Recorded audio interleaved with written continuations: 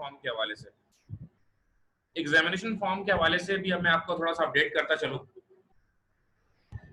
15 जुलाई जो last university से update आई, आज भी इत्तेफाक से मेरी बात हुई यूनिवर्सिटी बीबीए एमबीए के स्टूडेंट से रिलेटेड कुछ बात करनी थी, तो मैंने आज फोन किया।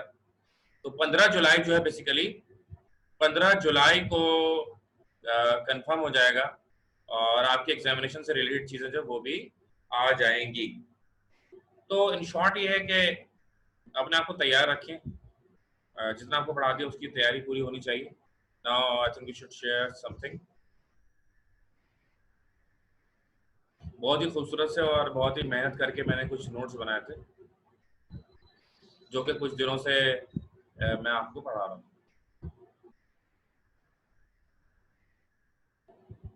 ओके, तो मेरा सबसे पहला सवाल आज का रिकॉर्डिंग में मैंने लगा दिया है, राइट? प्रेजेंट लगा दिएगा आप लोग अपनी चैट में आके, प्रेजेंट लगा दिएगा। रिजल्ट कब आएगा? रिजल्ट आएगा जी अक्टूबर में। अब देखें, जो बच्चे नहीं ले रहे हैं, अब जो बच्चे पढ़ नहीं रहे हैं उनके साथ क्या होगा, अक्टूबर में रिजल्ट आएगा, सितंबर में या अक्टूबर में, और फिर पता चलेगा लो जी 3 रुक गया, 2 रुक गया, 1 रुक गया। अब 8 पेपर ये 2 3 वो, फिर क्या होता है वो बच्चा वो बोलता है पढ़ लेंगे वक्त है वक्त है वक्त है, और जब वक्त खत्म हो जाता है बोलता है अगले साल पढ़ेंगे।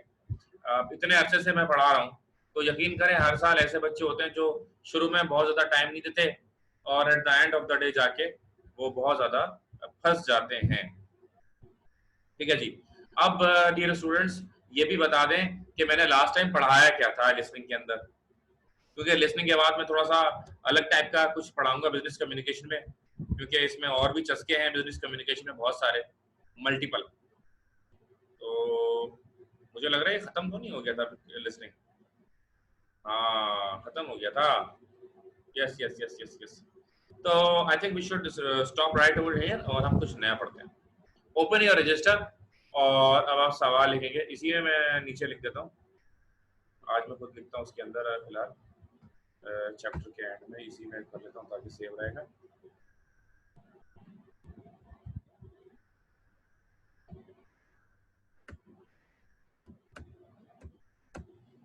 ओके,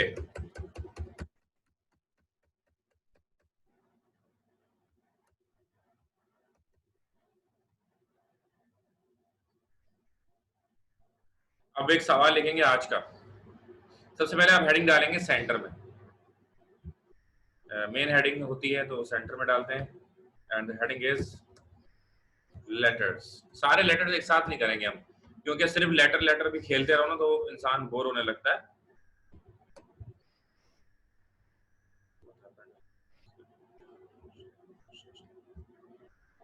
क्या हो गया, इसका सर कटे हुए लेटर्स आ रहे हैं क्यों?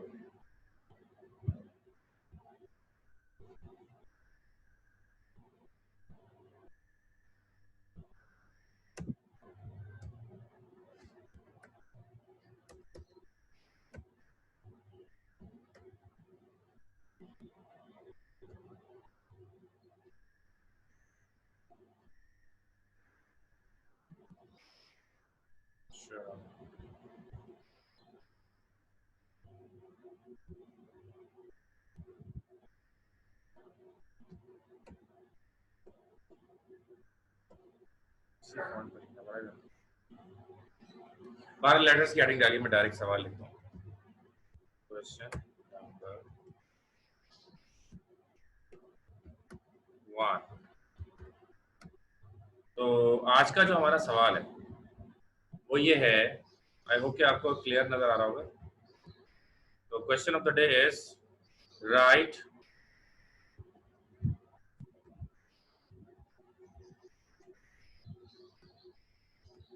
a job letter along with CV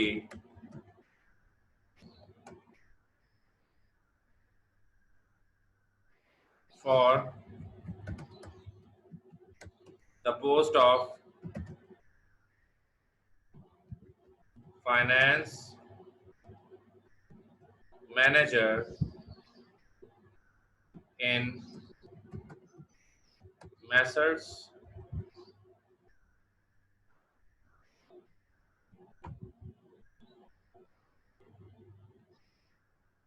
वसी टेक्सटाइल प्राइवेट लिमिटेड.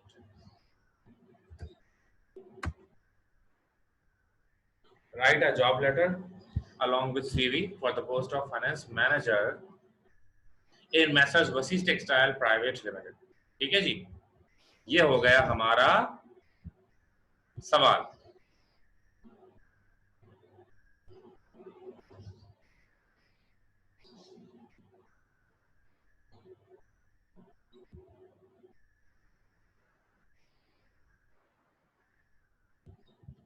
ओके, सवाल लिख लीजिए. अब ये सवाल कितने नंबर का है? ये सवाल 20 नंबर का सवाल.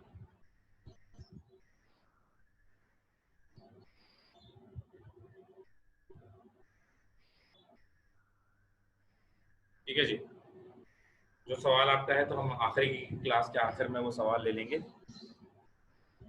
सो write a job letter along with CV for the post of finance manager in Messrs Wasis Textile Private Limited. अच्छा जी, अब सुने, लेटर कितनी तरह के होते हैं पहले तो मैं बताता हूँ आपको. लेटर होते हैं 3 तरह के. पहला लेटर होता है B to B, दूसरा होता है B to C और तीसरा होता है C to B. तो लेटर कितनी तरह के हैं जी? लेटर हैं 3 तरह के, B to B, B to C और C to B. B for business, C for consumer. ठीक है. अब बिजनेस टू बिजनेस मतलब एक कारोबारी दूसरे कारोबारी से कारोबार कर रहा है. ठीक है जी.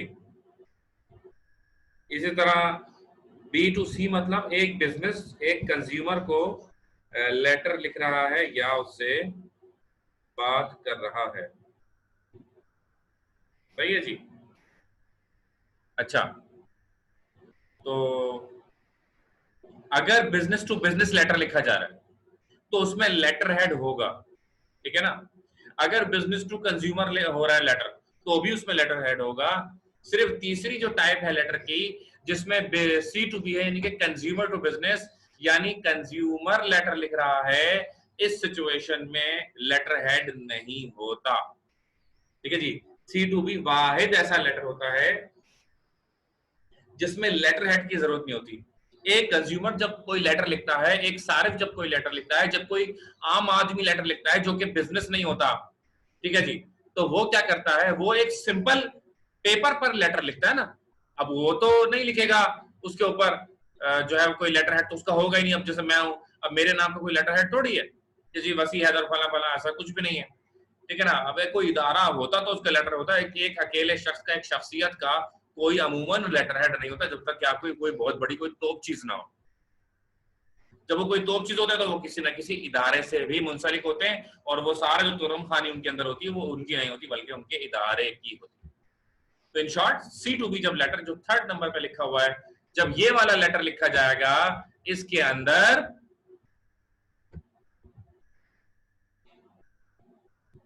जब 3rd वाला लेटर लिखा जाएगा इसके अंदर ये होगा. ठीक है ना. अच्छा जी,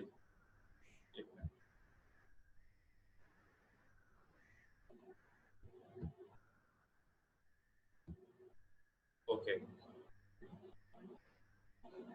हो जाएगी सही हो जाएगी. अब देखें, मैंने चेंज किया. अब आवाज आ रही है मेरी क्लियर? देखो, ABCDEFG हो जाएगी हो जाएगी. आई होप सो हो जानी चाहिए. थैंक यू भाई. 2 वाईफाई लगाए और क्या करूं, एक कनेक्ट वालों का है और एक और है कुछ चिल टाइम वालों का. अभी मैंने डिस्टॉर्शन आ रही है, दूसरा करता वो आती है उसमें चला जाता हूँ.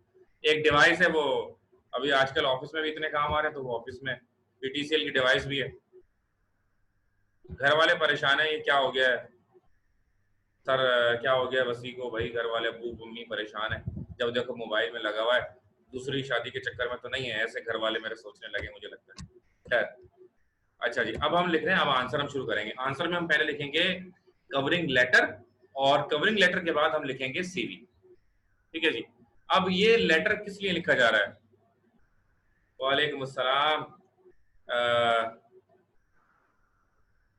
यार ये जो अभी जो मैंने कनेक्ट किया ये टीपी लिंक वाला ही है मेरे ख्याल से।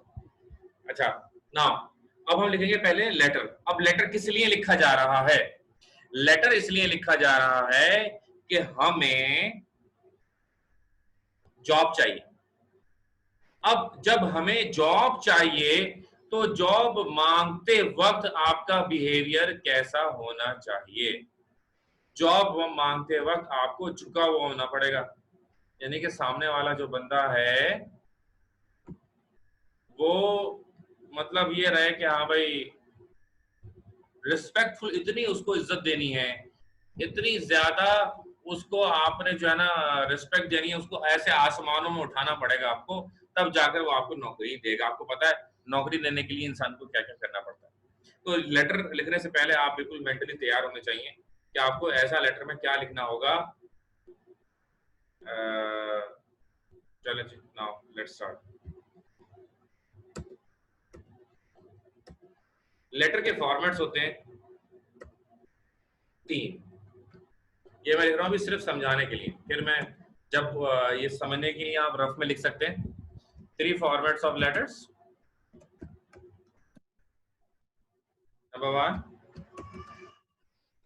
Full block form. Full block form में क्या होगा?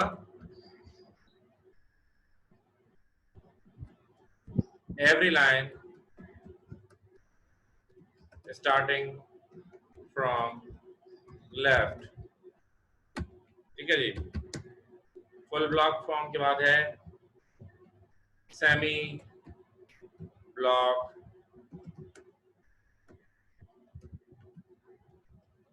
फॉर्म। सेमी ब्लॉक फॉर्म में क्या होगा?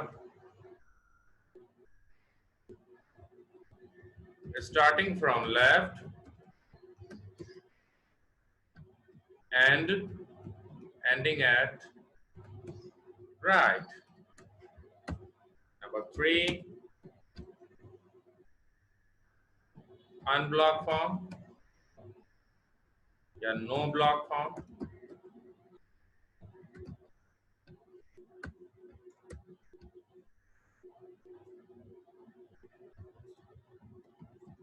starting from right and at right। right। Okay जी, तो ये बातें अभी तक समझाने के लिए हो रही हैं, लेकिन ये समझने के लिए भी लिखा हुआ होना जरूरी है। ठीक है, तो ख़वातीनो हजरात,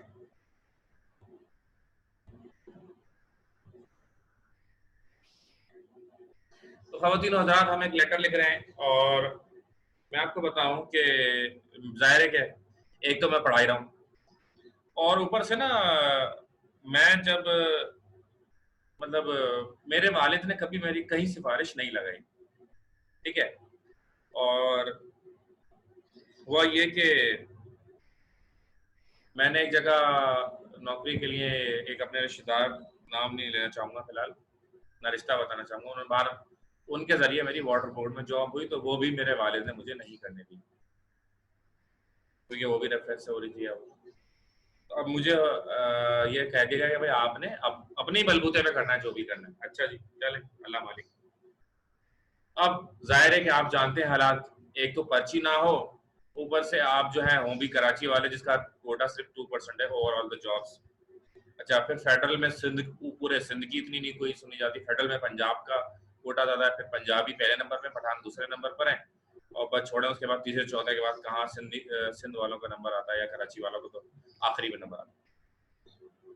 अप्लाई करना शुरू किया हमने, अप्लाई किया नहीं हुआ, फिर अप्लाई किया नहीं हुआ, बहुत सारी जगहों पर, लेकिन बहुत सारी जगहों पे अप्लाई करते करते तजुर्बात, रियलिटी में मैंने हकीकत में खुद जाती तजुर्बों से बहुत ज्यादा एक्सपीरियंस हासिल किया, और फिर उन तजुर्बों के बाद यानी कि मुसलसल में अप्लाई करता रहा, और एक ऐसा वक्त आ गया, इधर अप्लाई किया, वहां से भी लेटर आ गया, उधर अप्लाई किया, वहां से भी लेटर आ गया, तो फिर परेशान भी हुआ। एक ऐसा भी वक्त आ गया कि बहुत सारी जगहों से लेटर्स आने लगे कि भाई आप इधर आ जाएं, इधर आ जाएं, उधर आ जाएं। तो ये आपका अप्लाई करने का जो तरीका होता है, how will you write a letter, what what kind of CV you are going to submit, ये चीज बड़ी मैटर करती है। But what is your first impression? The CV along with letter is your first impression when you are going to apply for a job. देखें जी, जितने भी लड़के इस वक्त मेरे साथ मौजूद हैं, अब आप लोगों ने गोल रोटी तो डालनी नहीं है। जितने भी लड़के मौजूद हैं इस वक्त सुन रहे मेरी बात, बेटा आप लोगों ने गोल रोटी तो नहीं डालनी।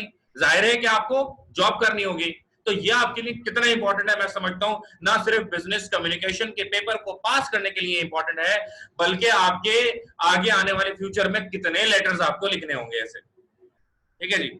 अच्छा, अब क्या हुआ, इसके अलावा सिर्फ यही लेटर थोड़ी होता है जॉब का, बहुत सारे इतने सारे लेटर हैं। ये मैंने आपको जब मैं इसका सिलेबस बता रहा था तब मैंने आपको इसकी डिटेल बताई थी कि कितने होंगे, ठीक है ना। तो वो सारे भी आपको मैं एक एक करके करवाऊंगा कि इसके अलावा जो बहुत सारे लेटर्स होते हैं, ठीक है ना, बट इट मैटर्स अलॉट ना। तो ये हो गए। अच्छा, हम कौन सा करेंगे बेटा? हम करेंगे ये वाला, starting from the left and ending at the left. This is the most easy format. ये जो मैंने हाईलाइट कर दिया आप लोगों की मोहब्बत में। अच्छा, अब हम यही वाला क्यों करेंगे? क्योंकि बहुत ही कौन सी चीज राइट और कौन सी चीज लेफ्ट, इस खिचड़ी में हम नहीं जाएंगे, ठीक है ना। अच्छा, प्रैक्टिकली भी बीइंग एज अ बैंकर और जो है बहुत सारे लेटर्स जो मैं लिखता हूँ, मैं हमेशा एक ही फॉर्मेट पे सारे लेटर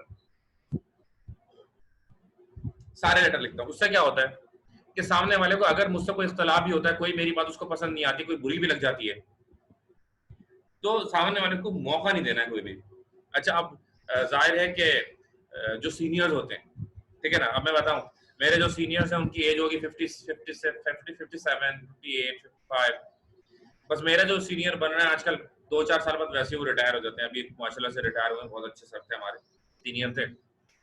तो दादू से उनका ताल्लुक था, चांडियो, कमरदीन चांडियो नाम था उनका। तो वापसी दादू चले गए, रिटायर हो गए बहुत, लेकिन उनकी इंग्लिश बड़ी स्ट्रांग थी, काफी कुछ सीखने को मिला। तो गलती का मौका नहीं देना है आपने। तो ये जो आपके सीवीज पढ़ते हैं बैंक्स के अंदर, ठीक है ना, तो ये भी बड़े, मैं आज तक जो सबसे ज्यादा मुझे चैलेंज मिला, खलील साहब जेस बैंक के, ये समझ लें कि बस मालिक के बाद खलील साहब एक थे, कंट्री हेड थे, उन्होंने मेरा इंटरव्यू लिया। तो मैंने अपनी लाइफ का मुश्किल तरीन जो इंटरव्यू दिया, कि जो मैंने सीवी और मेरे लेटर्स को खंगाला गया, मुश्किल तरीन, दैट वाज मिस्टर खलील, जो कि बस उन्हीं की चलती थी, प्रेसिडेंट की भी इतनी नहीं चलती थी। और वो रिटायर हुए तो बड़ा लोगों ने सुख का सांस लिया उस बैंक के अंदर।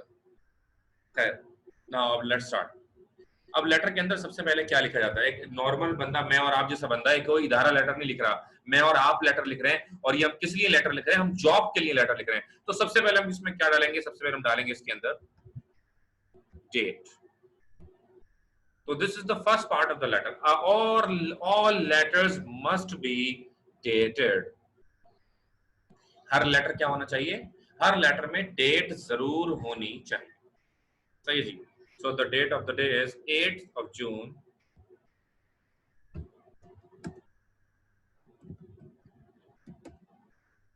2020। ये आपने डेट डाल दिया जी, और डेट डालने के बाद आप एक लाइन छोड़ दें। अब आप जो है ना, देखें, अब आ जाए आपसी सवाल पर।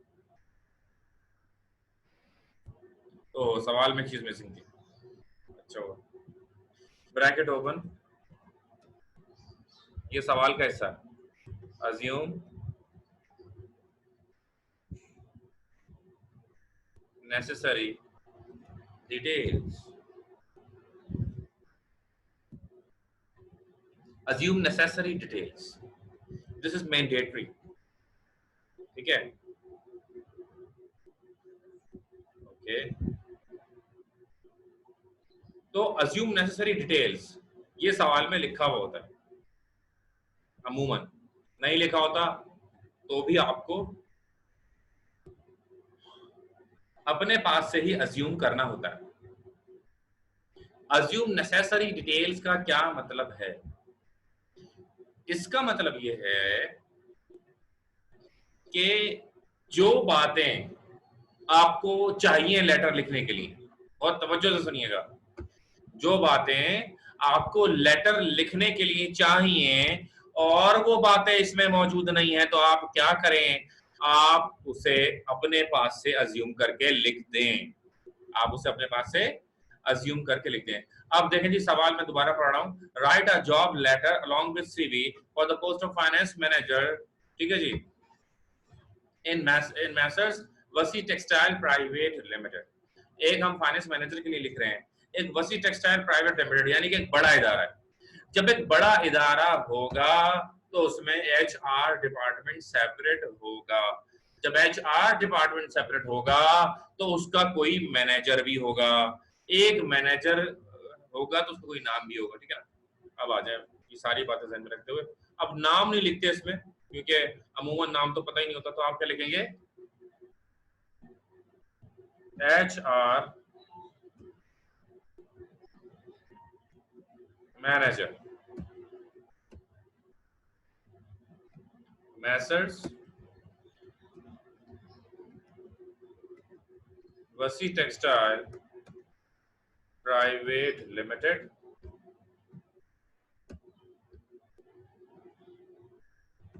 D120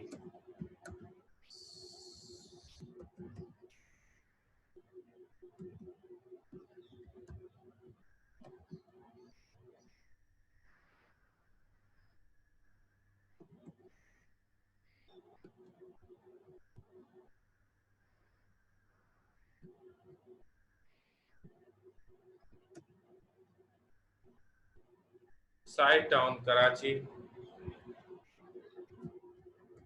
फोन 0213258713 साइट एरिया का ही नंबर है, लेकिन ये मेरे ऑफिस के रूम का मेरा नंबर है। बेसिकली ऑफिस में एक छोटा सा कमरा है और उस छोटे से कमरे में ये फोन है, उसका नंबर है ये, तो मैंने वो डाल दिया इसमें। कोई भी नंबर आप लिख सकते हैं, ठीक है ना, तो बस एक नंबर मैंने लिख दिया।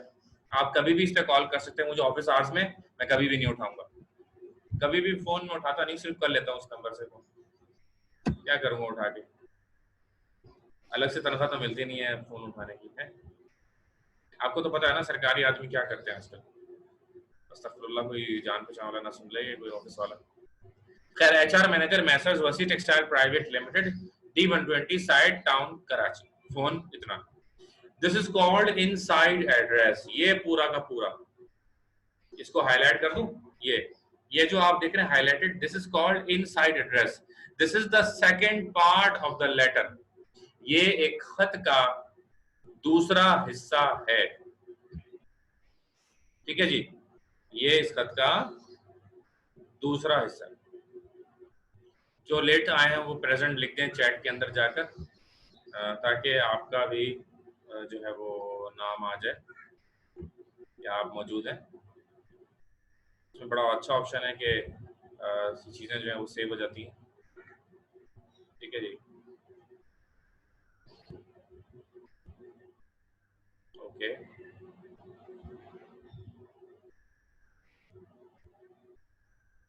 तो इनसाइड एड्रेस दूसरा, अब हम लिखेंगे तीसरे की जाए ना, एक लाइन छोड़ेंगे, एक लाइन छोड़ के सब्जेक्ट लिखेंगे, और सब्जेक्ट हमेशा कैपिटल लेटर्स में होता है। Application for the post of finance manager,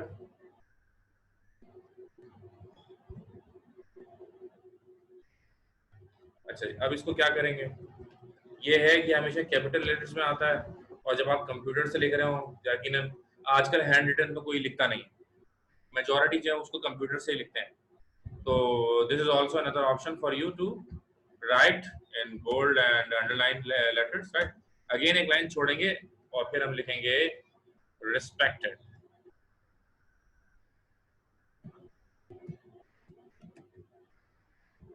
आपको पता है जब लड़की की शादी नहीं हुई होती और उसका रिश्ता होता है, तो लड़के वाले लड़की वालों का बहुत ज्यादा एहतराम करते हैं। मेजोरिटी की बात हो रही है, सबकी बात नहीं होती, ठीक है ना, ज़ाहिर अच्छे बुरे लोग होते ही हैं।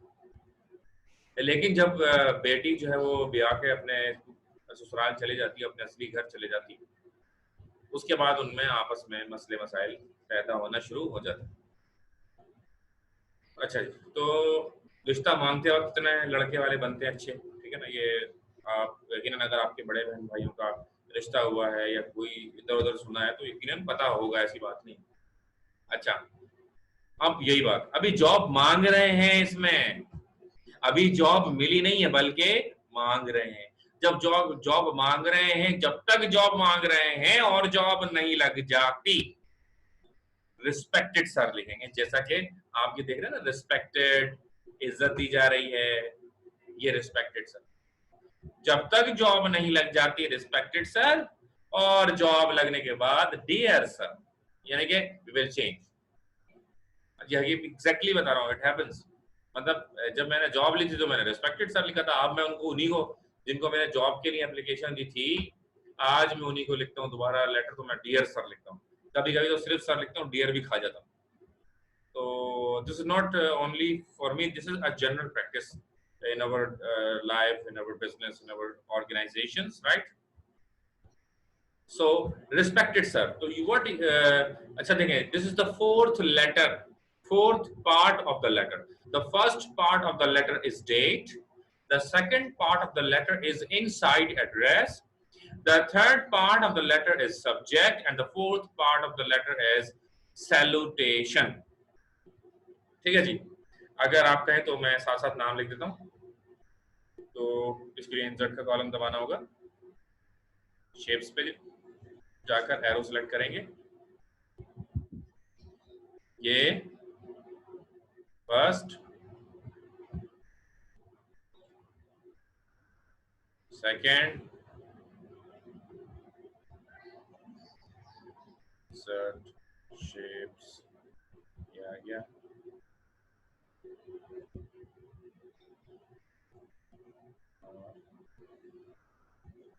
साथ साथ ना इसके नाम भी लिख लेना। तो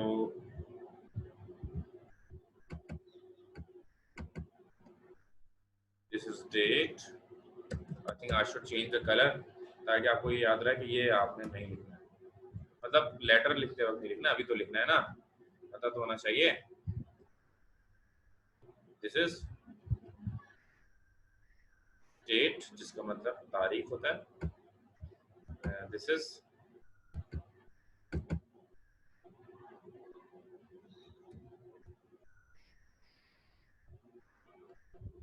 inside address,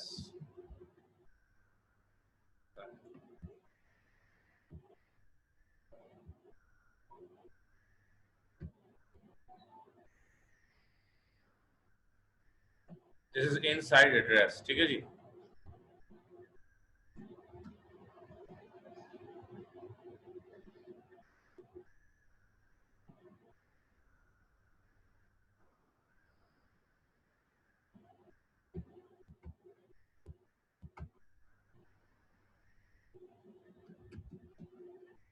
सब्जेक्ट थोड़ा छोटा करना पड़ेगा, ये लिखा जा रहा है।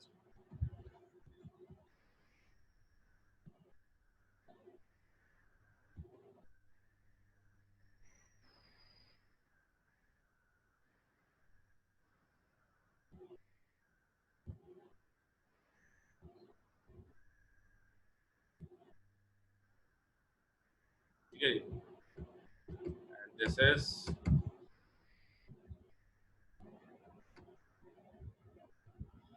सैल्यूटेशन।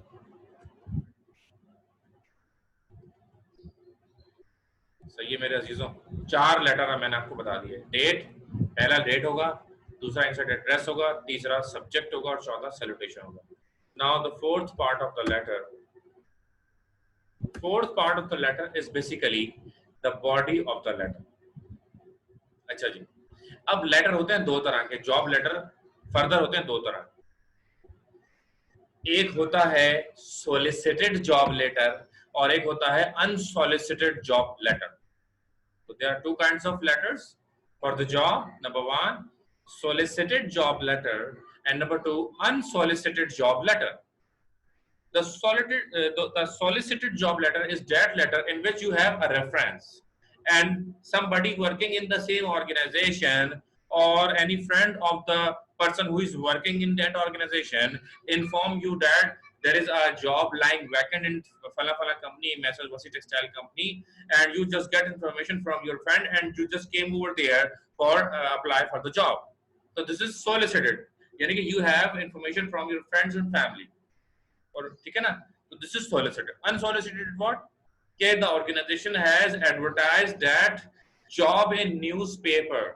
ठीक है जी. अब what happened कि अगर न्यूज़पेपर में वो जॉब आ जाती है, अगर न्यूज़पेपर में वो जॉब आ जाती है तो आपको क्या करना होगा? न्यूज़पेपर में जॉब आने के साथ आपको, न्यूज़पेपर में अगर जॉब आ जाती है तो आपको अनसॉलिसिटेड, यानी कि आपको रेफरेंस देना होगा उस अखबार का. अच्छा, अब फिर आ जाए देखें अज्यूम नेसेसरी डिटेल जो लिखा हुआ है या जो मैंने हाईलाइट किया हुआ है, जैसा कि आपको नजर आ रहा है, ये अज्यूम नेसेसरी डिटेल्स. इसका मतलब क्या है कि जब कुछ नहीं दिया हुआ पेपर में तो जो मर्जी करो, इसका ये मतलब है. अब सवाल में हमें ये नहीं पता कि भाई ये अखबार से आपको पता चला कि ये अखबार में जॉब आई थी या आपको दोस्त से पता चला. हमें ये दोनों बातें इस वक्त क्लियर नहीं हैं, तो हम क्या करेंगे?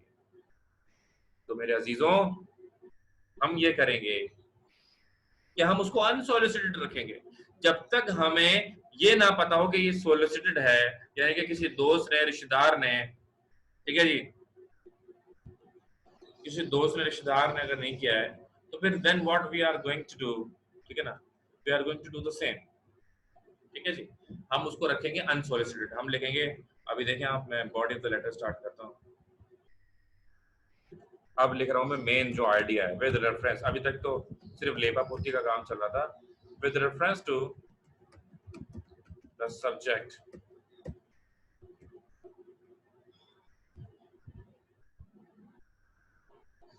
दो ऑप्शन है, बल्कि हाँ वो वाला कहता है, with reference to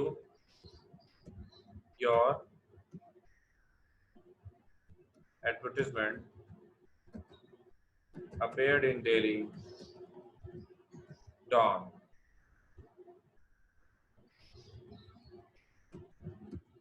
last Sunday, dated 7 को ही था ना संडे, तो 7 June 2020, comma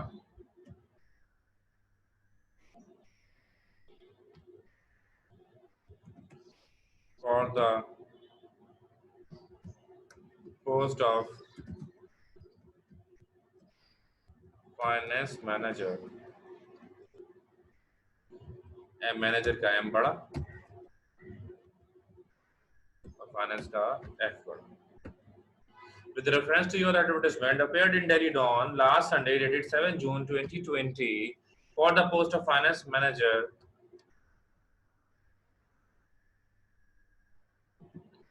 in your organization, comma, I would like to offer my services for the same post.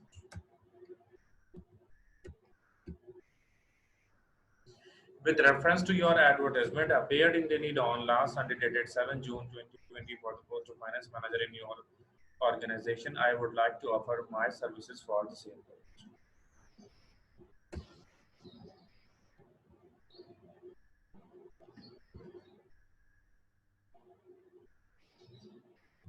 A brief summary of my particulars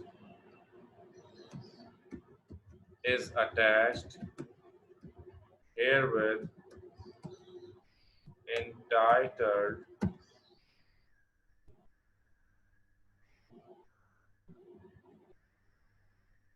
Curriculum Vitae.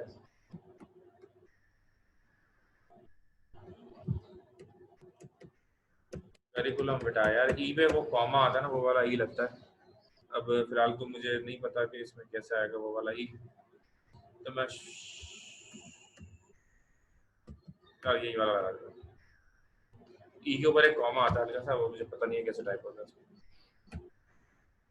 ठीक है. A brief summary of my particulars attached here with entitled Curriculum Vitae. Full stop. I shall deem it favor if you consider me suitable for this job and called me call करता हूँ, and call me for interview any day, any time is convenient for you. मतलब आपको क्या करना है, बिल्कुल इसको कहना चाहिए कि चमचागिरी की जो है ना, वो जो हद होती है ना, वो आपने करनी है इसके अंदर।